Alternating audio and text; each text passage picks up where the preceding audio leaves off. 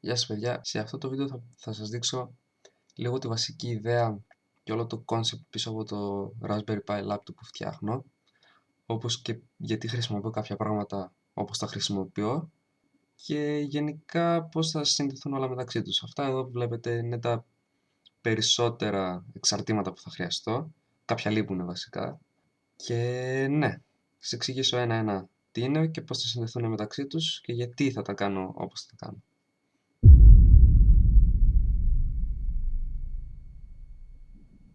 Όπως βλέπετε εδώ έχω το Raspberry Pi. Αυτή είναι η παλιά έκδοση, το Model B, η πρώτη έκδοση δηλαδή. Δεν θα χρησιμοποιήσω αυτό. Αρχικά θα χρησιμοποιούσα αυτό. Άμα δείτε στη σελίδα μου έχω ανεβάσει κάποιες φωτογραφίες από αυτό, ότι αυτό θα χρησιμοποιούσα, αλλά μετά βγήκε καινούργια έκδοση με τον τετραπύρινο και το 1 GB RAM, οπότε αναβάθμισα στην καινούργια έκδοση. Αυτό το έχω εδώ πέρα μόνο για να σας το δείξω. Έχω και το καινούργιο δίπλα, θα σας το δείξω σε λίγο. Αυτό εδώ είναι η πλακέτα για την οθόνη. Βασικά είναι ο controller, τέλος πάντων. Συνδέεται κατευθείαν με HDMI. Παίρνει 5V και βγάζει σε τέτοιο TLL καλώδιο έξω. Σε τέτοιο καλώδιο δηλαδή. Σχετικά μικρό σε μέγεθος, ήταν πολύ χοντρό. Είχε VGA εδώ και RCI και διάφορα βίσματα. Και αυτά τα ποινία που βλέπετε εδώ, όλα τα έχω λυγίσει μόνος μου. Αν μπορείτε να δείτε πόσο λεπτό είναι. Αυτό το βίσμα θα φύγει, είναι για το ρεύμα, είναι μόνο για δοκιμές που το έχω προς το παρόν. Οπότε ναι, αυτό εδώ τρέχει μια οθόνη 9 inch 720p. Είναι αγορασμένη από το eBay. Μπορώ να βγάλω ένα link από κάτω αν θέλετε. Και ναι, λειτουργεί αρκετά καλά με το Raspberry.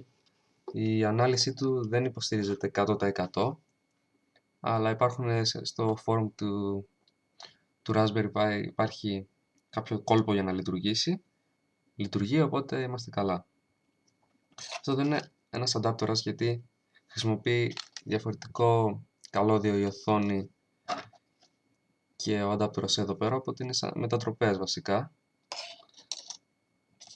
Και ήταν ένα πρόβλημα που είχα στην αρχή γιατί δεν ήξερα που θα το κρύψω.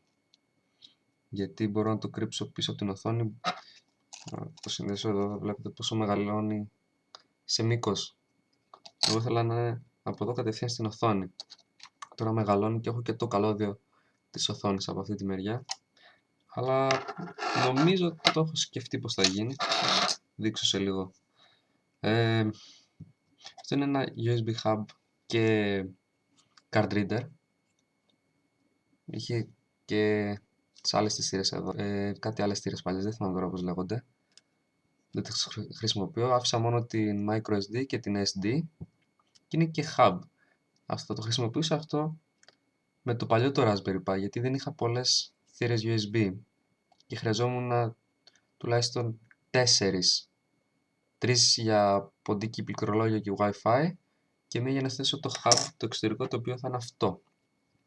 Αυτό είναι 4 πόρτες hub, το οποίο θα χρησιμοποιεί ακριβώς για αυτή τη λειτουργία, για αυτή τη δουλειά, να μου δίνει θύρες έξω από το laptop. Αλλά τώρα με την καινούργια έκδοση του Raspberry, επειδή έχει ήδη 4 θύρες, νομίζω αυτό θα το χρησιμοποιήσω. Μπορώ να το χρησιμοποιήσω μόνο για το card reader του. Δεν ξέρω. Άμα βρω ότι υπάρχει χώρος και δεν καίει πάρα πολύ ρεύμα, θα το χρησιμοποιήσω. Αυτά εδώ είναι, το ένα είναι ενισχυτή τάση και το ένα είναι ρίχνει την τάση. Το αγόρασα στην αρχή για δοκιμή, γιατί αυτή εδώ η πλακέτα στη σελίδα τους λέει ότι θέλει 7V και πάνω.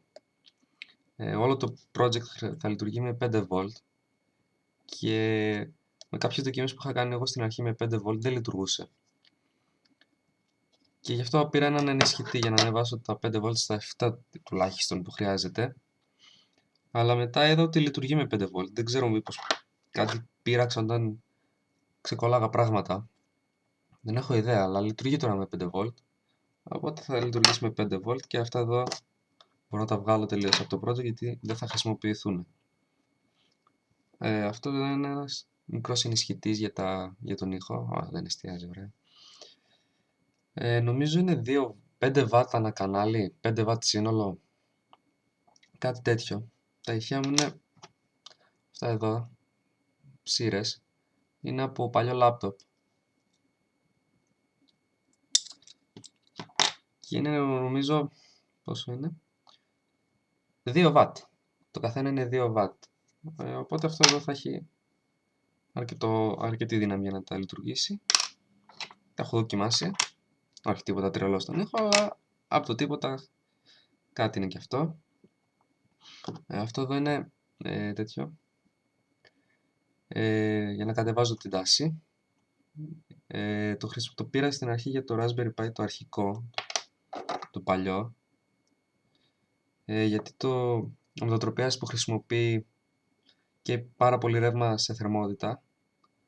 Οπότε με αυτό μπορούσα να ρίξω την κατανάλωση, να το λειτουργήσω κατευθείαν από αυτό, να περάσω όλη την πλακέτα τροφοδοσίας του Raspberry.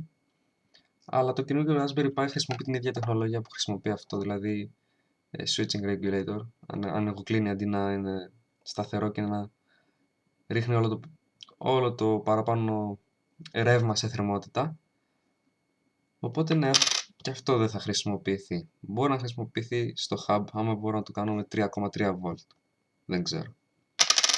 Αυτό είναι για το Wi-Fi, το φλασάκι τέλος πάντων. Έχει πάνω τέτοιο. Τις επαφές του τις έχω οξύσει και έχω κολλήσει πάνω τους. Είναι πολύ μικρό, αλλά ζεσταίνεται πολύ. Κάτι θα κάνω και γι' αυτό. Και αυτά εδώ είναι καλώδια HDMI, βίσματα για την ακρίβεια. Είναι και τα δύο αρσενικά, τα οποία θα μπουν, το ένα θα μπει εδώ και το άλλο θα μπει στο Raspberry.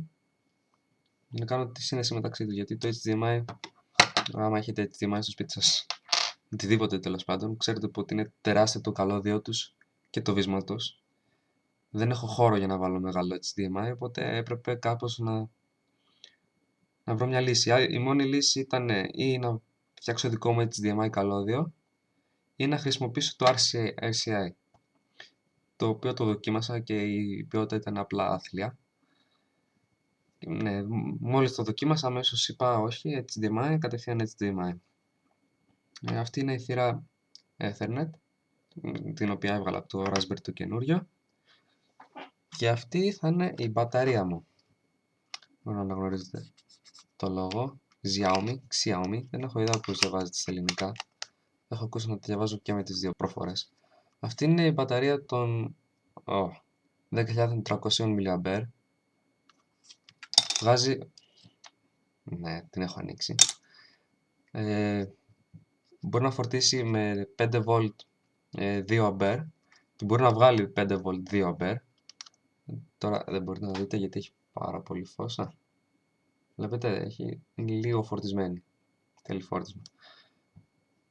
Και ναι, αυτή θα είναι όλο το τέτοιο, η δύναμη του.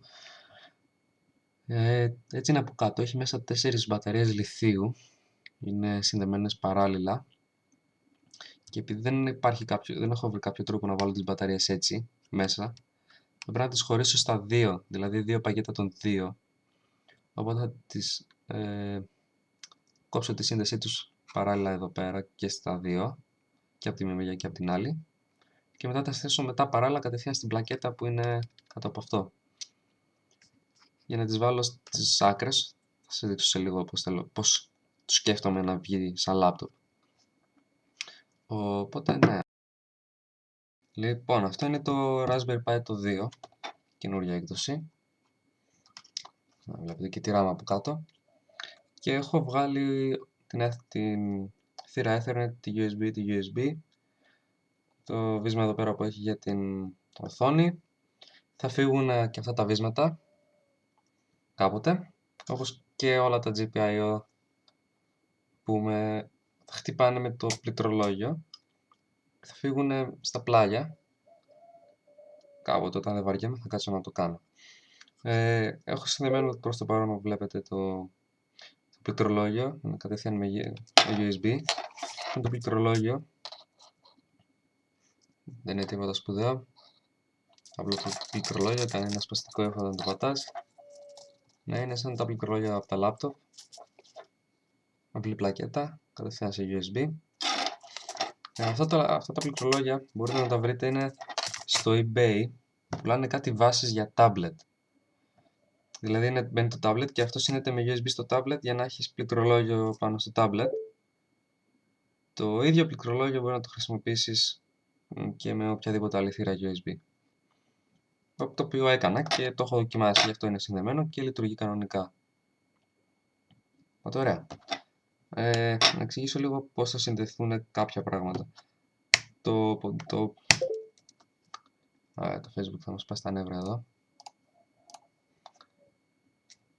Το πληκτρολόγιο συνδέεται σε μια θύρα USB στο Raspberry. Σε μια άλλη θύρα συνδέεται το Wi-Fi. Στην άλλη θύρα συνδέεται το hub για τις άλλες θύρες που θα βγαίνουν έξω και στην άλλη το ποντίκι. Αλλά όση ώρα βλέπετε αυτό το βίντεο βλέπετε ότι δεν σας έδειξα καν πώς θα είναι το ποντίκι, το mousepad, το trackpad, οτιδήποτε. Οπότε ναι, θα εξηγήσω σε λίγο πώς θα είναι το ποντίκι.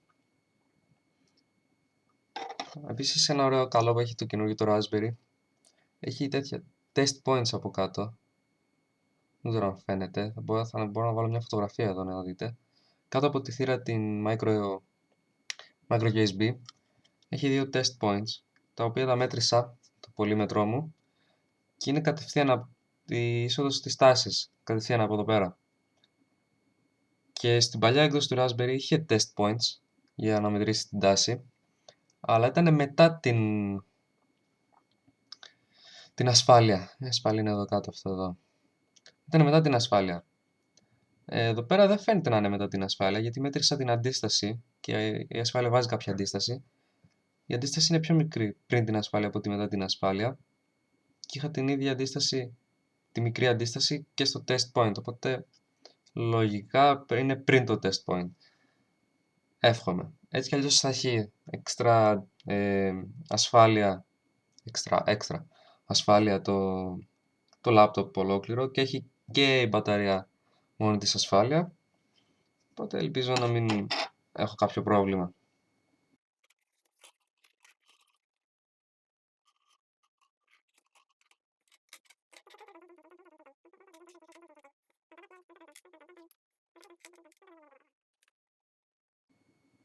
Ξεκίνησα να φτιάχνω λίγο όλο το σχεδιασμό πώς θα είναι το laptop και ξέχασα να σας δείξω, και ότι ξέχασα για την ακρίβεια να σας δείξω κάποια βίσματα που έχω φτιάξει ήδη και κάποιες πλακέτες.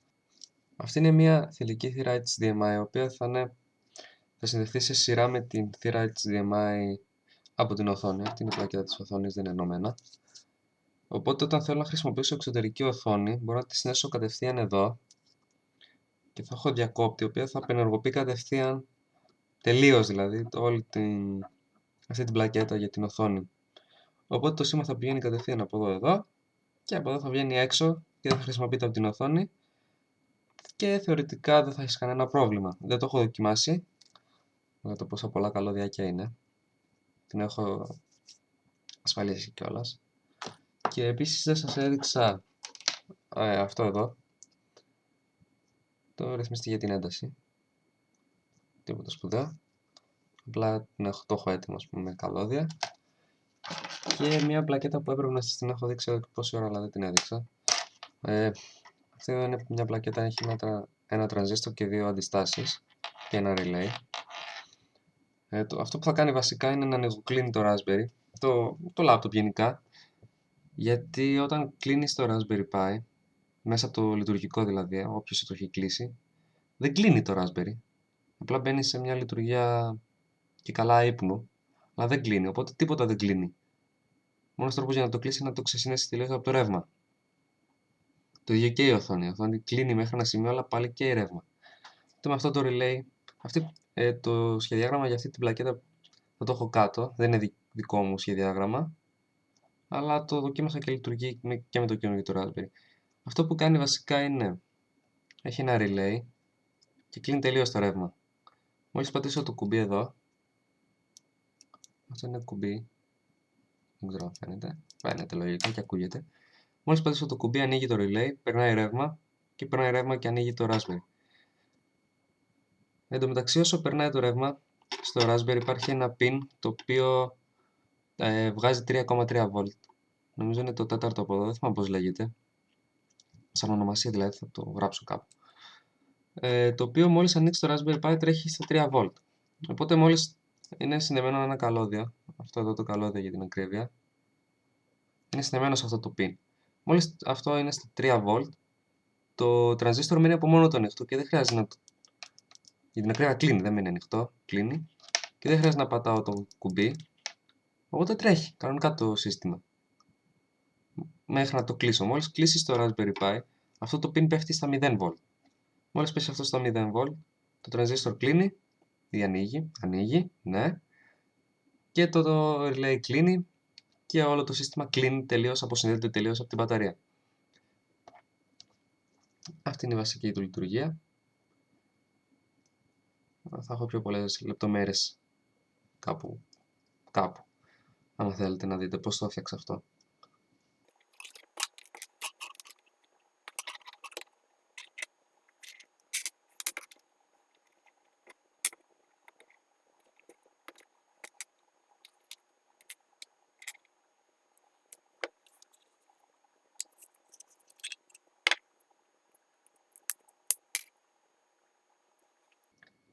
Λοιπόν, αυτό θα είναι το βασικό σχεδιάγραμμα που έχω φτιάξει μέχρι τώρα για το πώς θα συνδεθούν όλα. Οπότε έχουμε το Raspberry Pi, το control της οθόνης, το hub του Wi-Fi, ηχείο 1, το hub το δεύτερο, ενισχυτής, το οποίο δεν έβαλα τον ενισχυτή εδώ, λάθος μου. Ενισχυτής, ηχείο δεύτερο, 3,5 χιλιοστά jack, HDMI in και αυτά, ναι. Επίσης, να πω τι λείπει. Λείπει μία θύρα εδώ, ξέχασα, η Ethernet, η οποία θα συνδεθεί κατευθείαν στο Raspberry. Λείπουν τα καλώδια εδώ πέρα. Λείπει ο ρυθμιστής, τον οποίο άμα το βάλω έχει πολύ μεγάλο καλώδιο και δεν είναι βολικό να το βάλω. Αυτός θα μπει εδώ. Εδώ πέρα υπάρχει χώρος, θα σας δείξω γιατί υπάρχει χώρος. Εδώ πέρα θα μπει η πλακέτα αυτή που σας έδειξα πριν για να ανοιγοκλίνει το Raspberry και η μπαταρία θα μπει εδώ πάνω. Η μπαταρία, άμα την ανοίξεις, είναι αυτό μέσα. 4 μπαταρίες. Θα δω το πώς συνδέονται στο μείον δηλαδή. Έχει εδώ για να βλέπει τη θερμοκρασία. Σχετικά μικρή πλακέτα. Είναι κολλημένα ευτυχώς με καλά, οπότε μπορώ να τα ξεκολλήσω και να τα πειράξω όπως θέλω. Και χωριστή μπαταρία στα δύο. Δύο μπαταρίες θα βγουν εδώ. Δύο μπαταρίες θα βγουν εδώ. Γυαλίσω όλα. Και η πλακέτα θα μπει έτσι εδώ πίσω. Οπότε μπορείς να έχεις. Τα LED από εδώ πέρα θα γυρίσουν ανάποδα, οπότε να φαίνεται πάνω πόση μπαταρία έχει. Φαίνεται λίγο το φως τους. Ναι. Οπότε ναι, η πλακέτα θα είναι εδώ πίσω, οπότε η θύρα microUSB που χρησιμοποιεί για να φορτίσει θα φορτίσει κατευθείαν microUSB από πίσω. Είδα μήπως μπορώ να βγάλω τη θύρα αυτή και να βάλω κάτι άλλο, αλλά δεν υπάρχει ούτε test points ούτε τίποτα. Οπότε το να κολλήσω πάνω σε εκείνες τις μικρές επαφές καλώδια είναι σχεδόν αδύνατο με τον εξοπλισμό που έχω.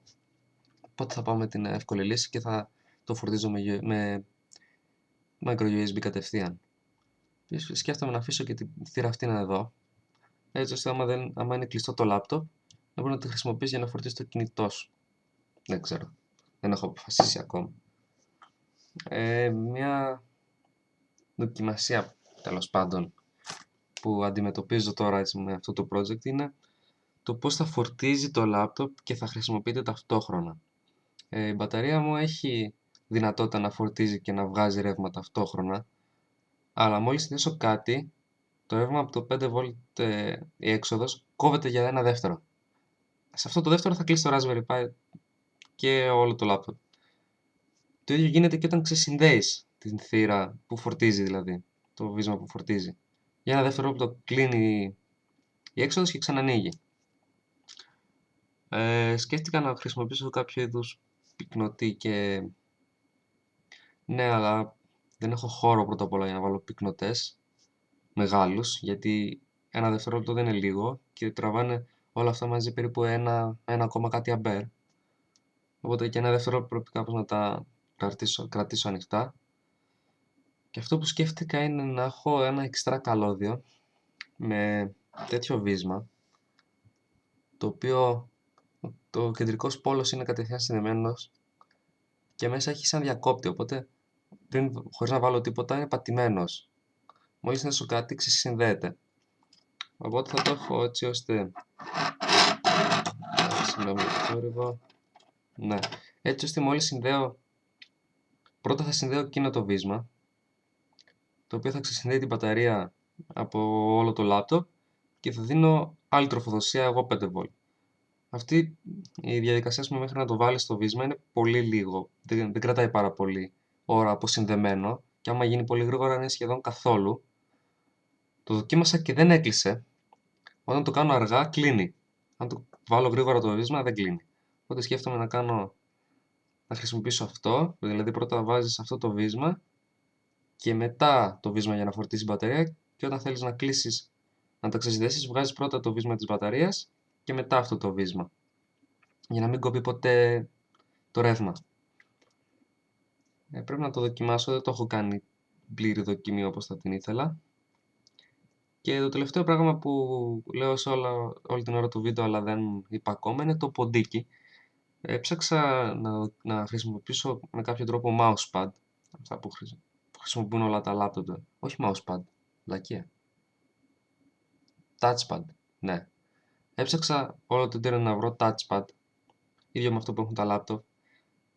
Και εκτός από το ότι είναι ακριβά για κάποιο περίεργο λόγο, είναι πανάκριβα, άμα σκεφτείτε πόσο κάνω όλα τα άλλα, δεν υπάρχει εύκολος τρόπος να το συνδέσω με USB.